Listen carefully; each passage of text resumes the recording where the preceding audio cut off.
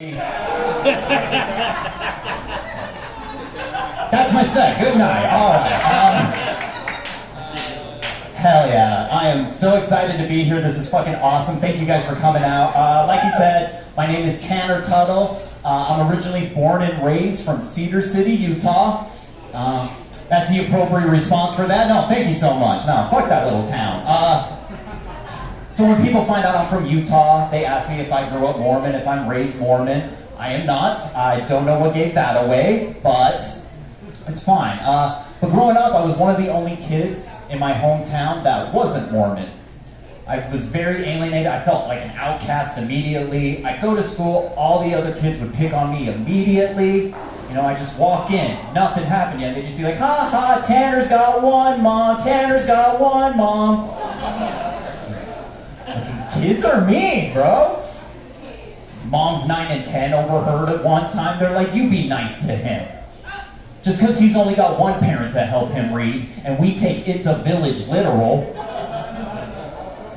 That's not Mom's 9 and 10 in like numeric order. That's what grades the moms are in. Just so we're all on the same page with that, you know.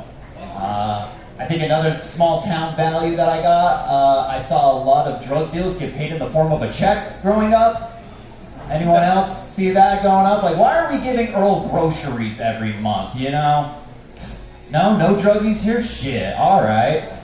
That makes sense. No druggy parents, no one grew with that, small town values. I believe it, because if like someone claps or something and they're a drug addict, it gives it away. Gives it away very, very quickly, you know?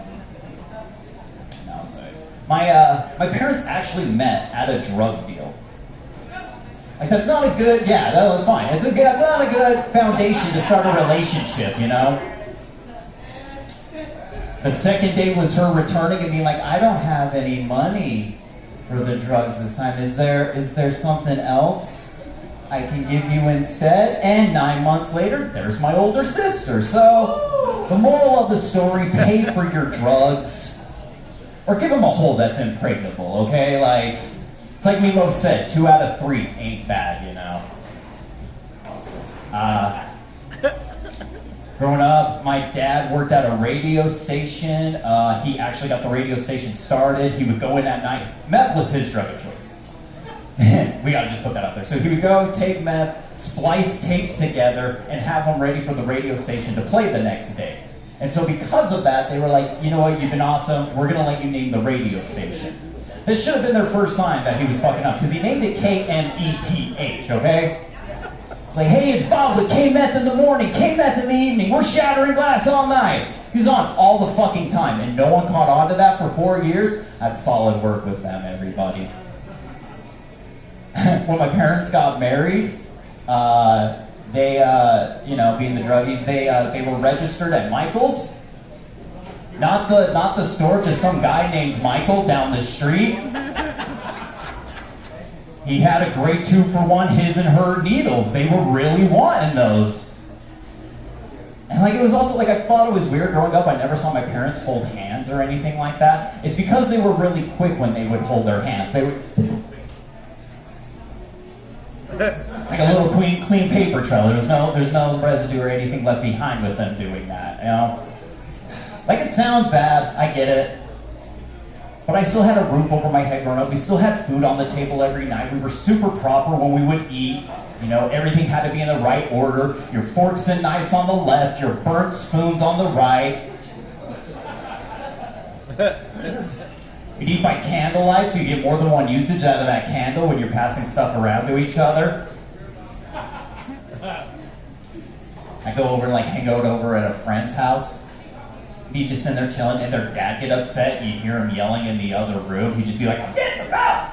It's like, oh shit, someone's in trouble. And I was like, that's weird, because in my house when my dad go, I'm getting about! It's like, what are we celebrating? We missed someone's birthday? Needless to say, I'm glad I finally got out of there, you know?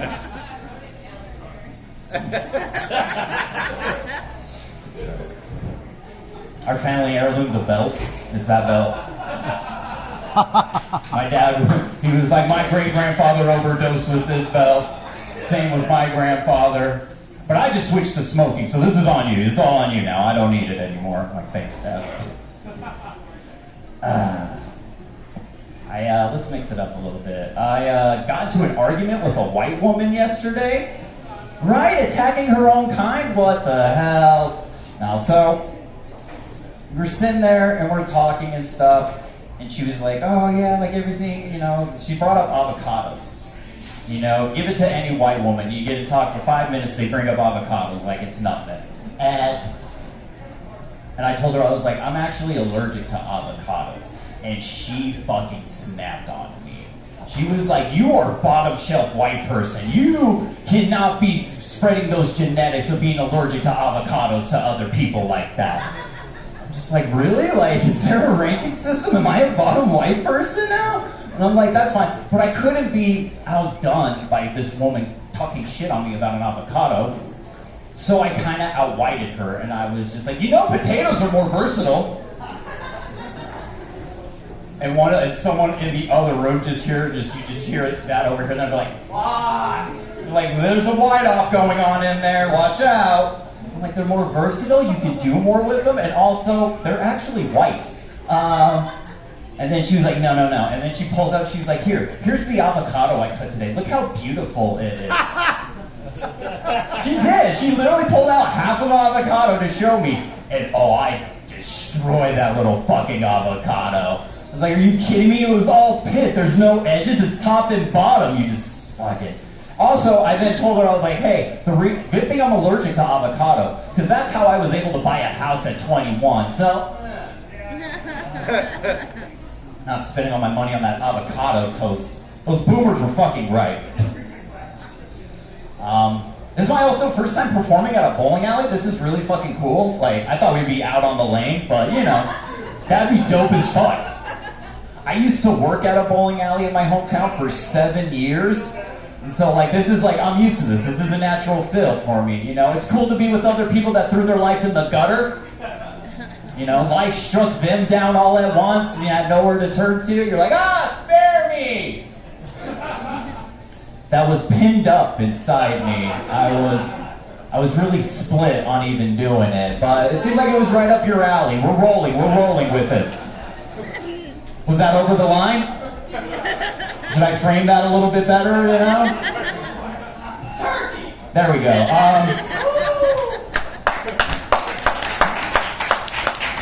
Thank you.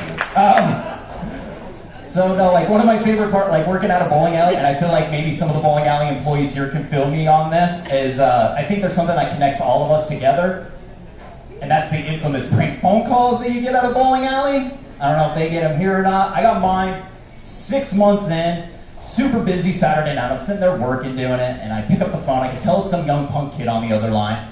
She's like, do you have 8-pound balls? So it's like, I gotta keep it professional, you know, and everything. I'm like, we have 8-pound bowling balls. Correct, yes we do. And then the kid's just like, how do you walk around? So I snapped. I was like, I put them in your mouth and tell you not to gargle. That's what I fucking do. You guys can take that one if you want, you know.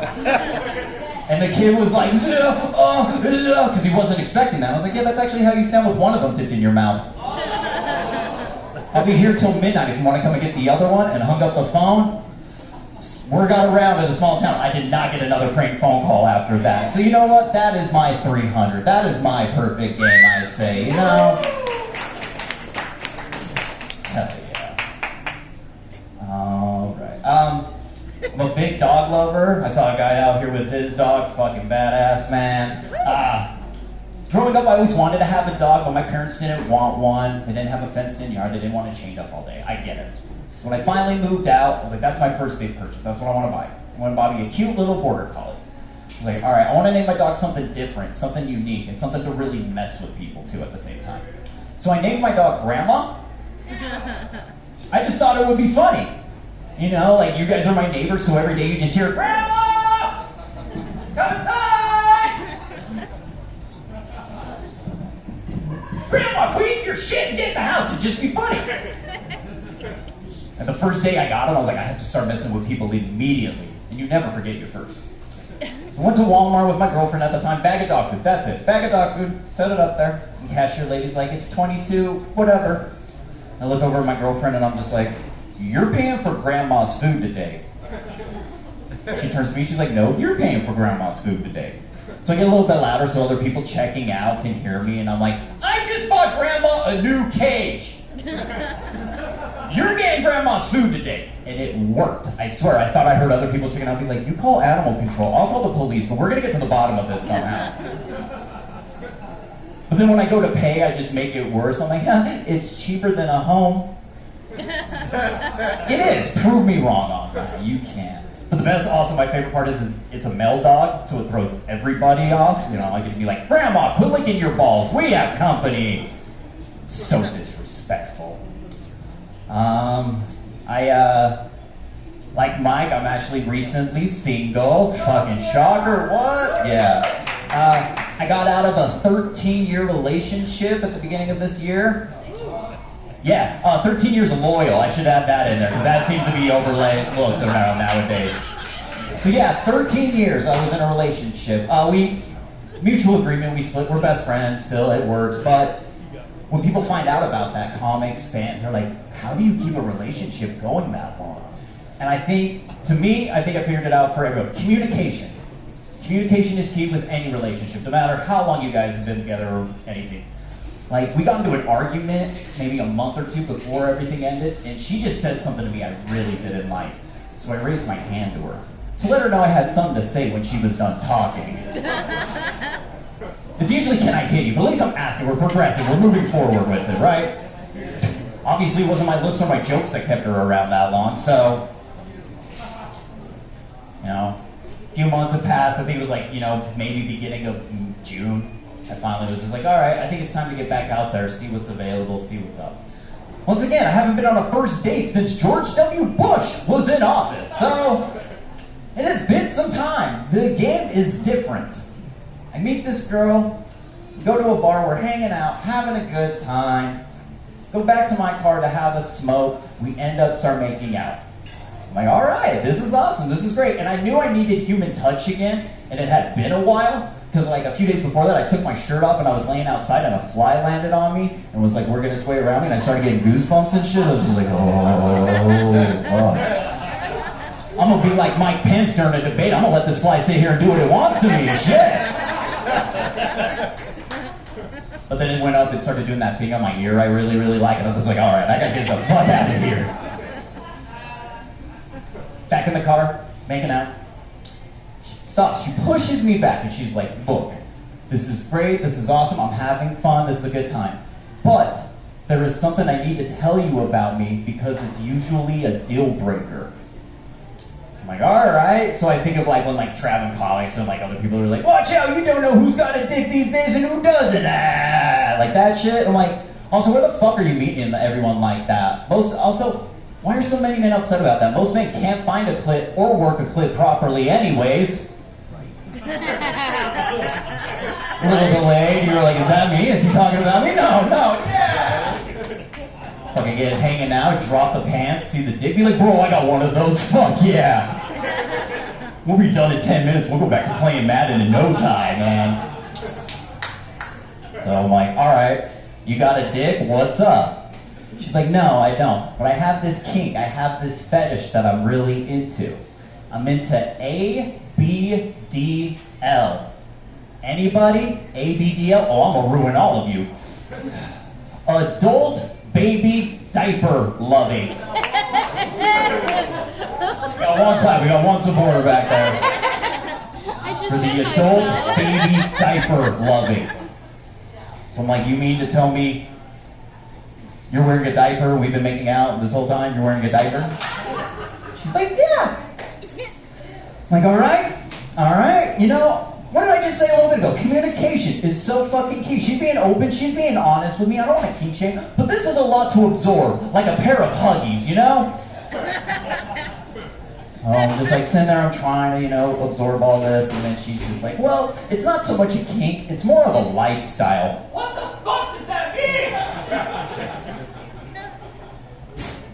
Just sit there and I absorb everything, and I'm like, you know what, it's been a while. I'm a comedian. I don't have very much morals. Let's see where this night goes. So, we go have another bottle. We sneak into her crib, as I like to put it. I was like, do you got a bib? Like, you got a bib? Like, before you start sucking my dick, put that on. Be like, feeding you like a little kid. Here comes the choo-choo train. Any of that going on? When she's done, I brought her up, pat her on the back, get her to burp. And then it was just a competition to see who spits up first. That's all it ended up becoming, Her safe word was Gerber, baby. One of her sex toys was a Fisher Price on it. Her gag was just a pacifier. Dude, I could keep going. It's like, where did you meet this girl? Bumble. But also, guys, you guys think I'm now more prepared for first dates? It depends. Boom. Let's go ahead. All right, I got one more little bit here. I like to pass on some knowledge to you guys, so this is my little knowledge story. So, did you guys hear about this radio station in Vancouver? It's a KISS FM 104.9. On June 29th, they played the same song for 10 hours straight on repeat. They played Rage Against the Machine's Killing in the Name Of for 10 hours straight. The reason behind this was 2 of the radio DJs got laid off. So the other DJs were playing that song as a form of protest for their friends. They got more listeners than they usually do. People are calling in to request songs like, please, can you play anything else? Like, anything else? They're like, I don't hear just any other song. Like, all right, we got you, man. Don't worry. We can do that. I'm like, so what's the reason you guys keep playing the same song? And bam, bam, and they start the song over again. It's like people didn't catch on to the lines, fuck you, I won't do what you tell me. Fuck you, I won't do what you tell me. But I thought it was really cool and interesting that this was a way to do a protest and everything. Just repeat the same thing over and over again. How fucking cool is that? So did you guys hear about this radio station in Vancouver? It's a KISS FM 104.9. So on June 29th, they played the same song for 10 hours straight. They played Rage Against the Machine's Killing in the Name Of for 10 hours straight. The reason behind this was 2 of the radio DJs got laid off in a form, and so they were doing it as a form of protest for them. They got more listeners than they usually do, People were calling in for requests. Just, please, can you play any other song? Any other song? Yes, any other song. Like, all right, we can do that, no problem. So what's the reason you guys keep playing the same bam, bam, and they just started over again? It's like people didn't catch on to the fuck you, I won't do what you tell me, fuck you, I won't do what you tell me line. But I thought it was really interesting and cool that this was a way of form of protest, was just keep repeating the same thing over and over again. Like, that's fucking rad. So did you guys hear about the radio station in Vancouver? KISS FM 104.9. At the end of June, on June 29th, at the end of the summer, they played the same song for 10 hours straight. The same song. They played Rage Against the Machine's Killing in the Name Of for 10 hours straight. The reason behind this was 2 of the radio DJs got laid off, and so the other DJs were doing it as a form of protest for their fallen friends. They got more listeners than they usually do. People were calling in to request, just being like, please, can you play any other song? They're like, any other song? Like, yes, any other song. Like, all right, I got you, man, we got that, no worries. So what's going on there? Is there a reason you guys keep bam, bam, and they just start the song over again? It's like people didn't catch on to the fuck you, I won't do what you tell me, fuck you, I won't do what you tell me line. But I thought it was really cool that this was a unique way to do a protest. Just keep repeating the same thing over and over again. Oh man. So did you guys hear about the radio station in Vancouver? It's a KISS FM 104.9. So at the end of June 29th, they played the same song for 10 hours straight. They played Rage Against the Machine's Killing in the Name Of for 10 hours straight. The reason behind this was 2 of the radio DJs got laid off, so the other DJs were doing it as a form of protest. They got more listeners than they usually do.